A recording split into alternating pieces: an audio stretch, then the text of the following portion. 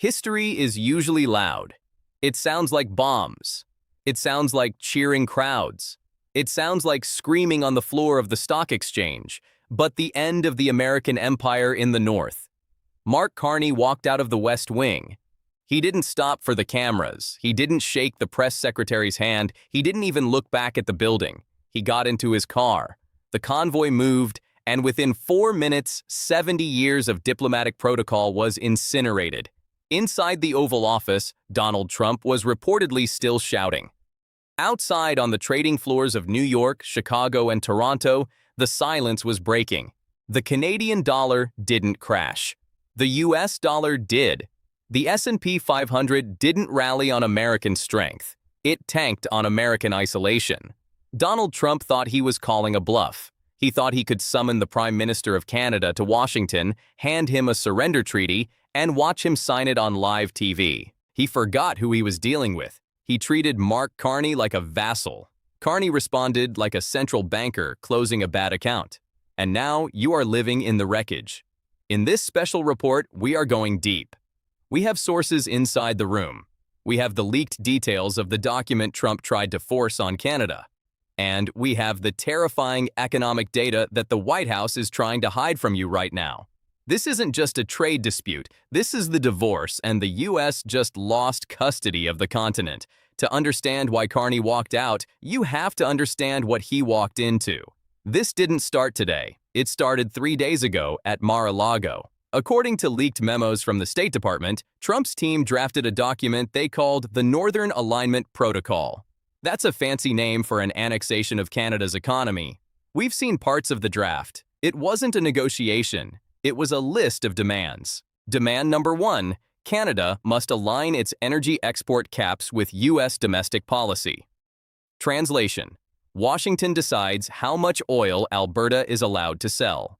Demand number 2, Canada must implement a 100% tariff on all Chinese electric vehicles and battery components within 30 days or face a blanket tariff from the U.S. demand. Number 3, the Canadian dollar must be pegged within a specific trading band to the U.S. dollar, essentially stripping the Bank of Canada of its independence. When this document landed on Mark Carney's desk in Ottawa on Tuesday night, sources say he didn't call a cabinet meeting.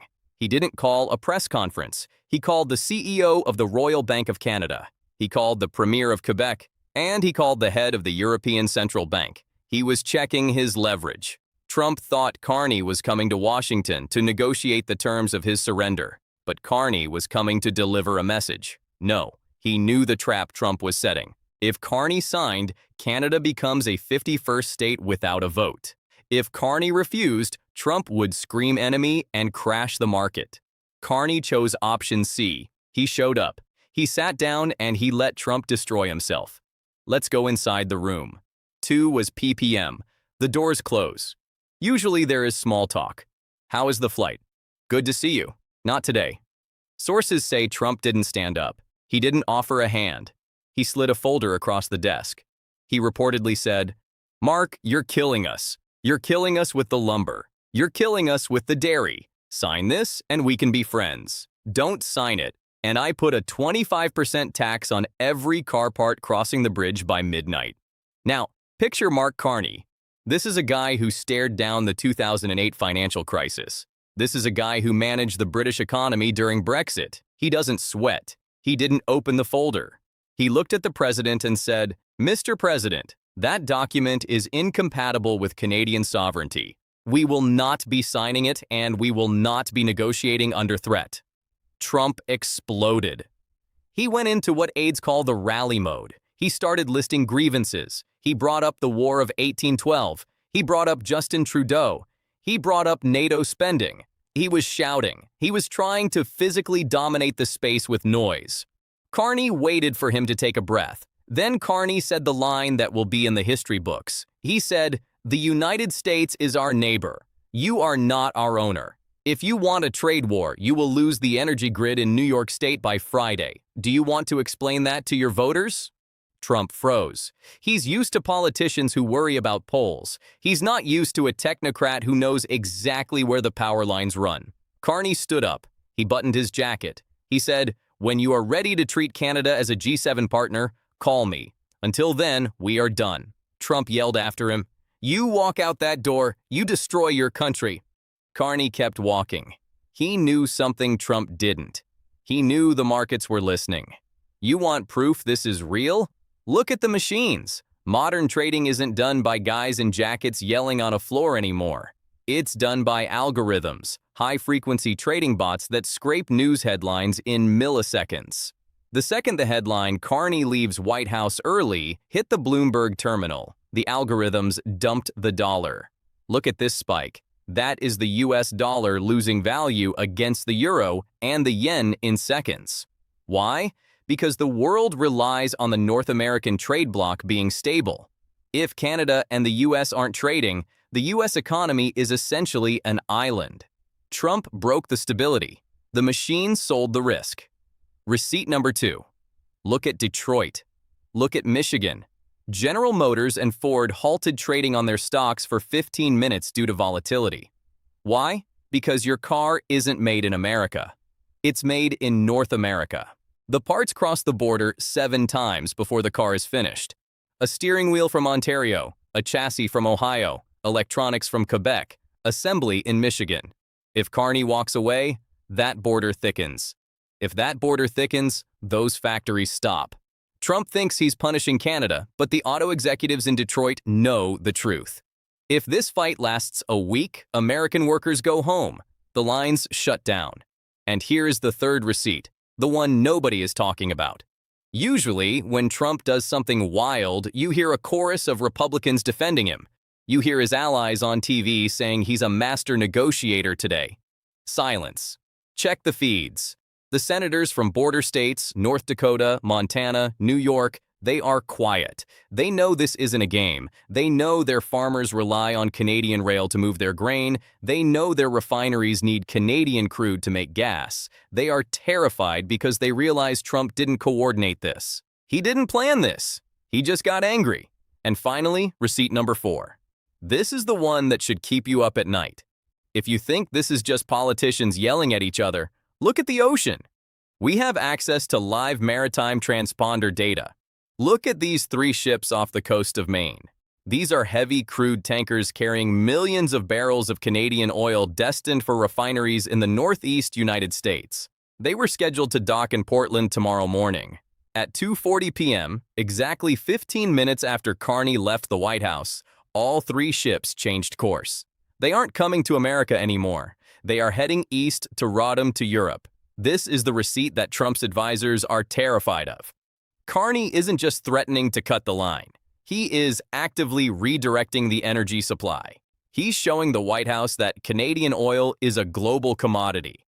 And if the US doesn't want to treat Canada with respect, Europe is happy to pay full price. Those ships turning around isn't a negotiation. It's a literal divestment from the American future. You have to understand the psychology here. This is why Trump is losing control of the narrative.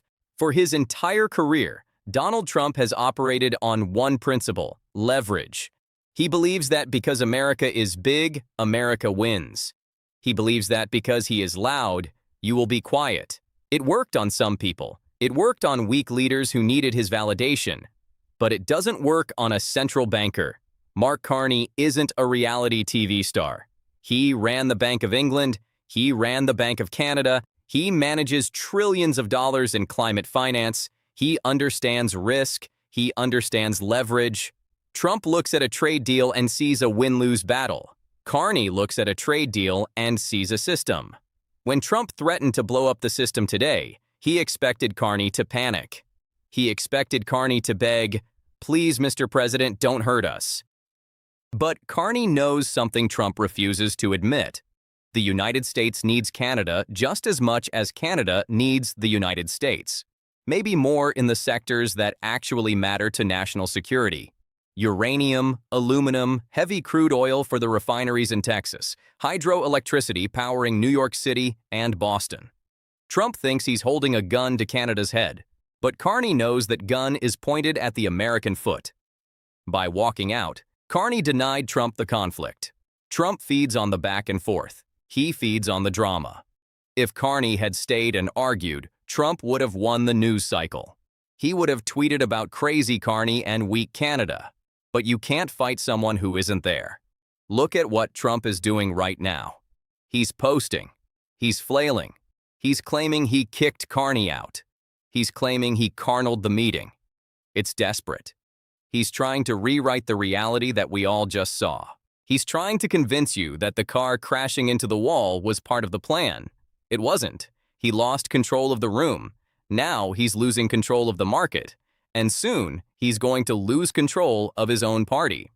While Trump was raging on Truth Social, Mark Carney was executing a plan that has been in the works for months. This is what makes Carney different. He doesn't get mad, he gets options. We are calling it the Carney Doctrine. It's based on a simple, terrifying premise. The United States is no longer a safe place to do business. We have confirmed reports that while Carney was in the White House, his finance minister was on a secure video link with the European Union. They are activating Plan B1, the critical minerals lock. Canada sits on some of the largest reserves of lithium, cobalt, and uranium in the world. The U.S. military needs these for fighter jets. Carney is threatening to prioritize sales to Europe and Japan. Imagine the Pentagon calling for uranium and being told, sorry, it's already sold to France. 2. The Mexican alliance. This is the part that really scares the White House. Carney is coordinating with the president of Mexico. If Canada and Mexico refuse to play ball with Trump simultaneously, the USMCA collapses. Trump can fight one neighbor. He cannot fight both borders at the same time. Carney is reframing the narrative. He is telling the world Trump is the risk. Canada is the hedge, and the world is buying it. While the US dollar is crashing, the Canadian dollar is stabilizing against the euro. Investors are looking at Canada and seeing a grown-up. They look at Washington and see a toddler with a hand grenade. But let's bring this home. Let's talk about you. Because while Trump and Carney fight in palaces, the bill lands on your kitchen table. If this standoff continues for 72 hours, here is what happens in America. In the Midwest, thousands of auto workers get sent home, not laid off, feared, just until the parts get here. But the parts aren't coming. The paychecks stop. The rent doesn't. In the Farm Belt, farmers in North Dakota send their grain north by rail to reach ports in Vancouver because the Mississippi is too expensive or too slow. If Carney shuts the rail access, that grain rots in the silo. Trump loves the farmers at his rallies today. He just bankrupted 1,000 of them. In the Northeast, you turn on your lights in Boston. That power comes from Hydro-Quebec. Carney isn't going to shut off the lights. He's not a monster, but he can raise the price. He can put a volatility surcharge on every kilowatt sent south. Your electric bill is about to become a hostage letter. This is the reality Trump ignores. He thinks tariffs are a tax on foreign countries. They aren't. They are a tax on you. Carney knows this. He is banking on the fact that American voters will feel the pain faster than Trump can spin the lie. There is a story coming out of the room right now that I want to share. It's small, but it tells you everything. When Carney stood up to leave, Trump reportedly shouted at him, "You need us. You'll be back in an hour begging." Carney stopped at the door. He didn't turn around. He didn't look back at the president. He spoke to the Secret Service agent holding the door. He said, "We're ready to go. That's it. We're ready to go." It wasn't a message to Trump. It was a dismissal. It was the sound of an adult deciding they are done dealing with a child. That moment, Carney's back turned to the President of the United States is the image that will define this presidency. It's the image of America being left behind. So where do we go from here? We are in uncharted waters. Scenario A, the Trump double down. This is the most likely. Trump feels humiliated. He wakes up tomorrow and announces 100% tariffs on Canadian steel and aluminum. He closes the border crossings. Result, the U.S. stock market crashes another 1,000 points. The Chamber of Commerce revolts. Republicans in Congress start to panic as their donors lose billions. It's economic suicide, but his ego might demand it. Scenario B, the quiet walk back.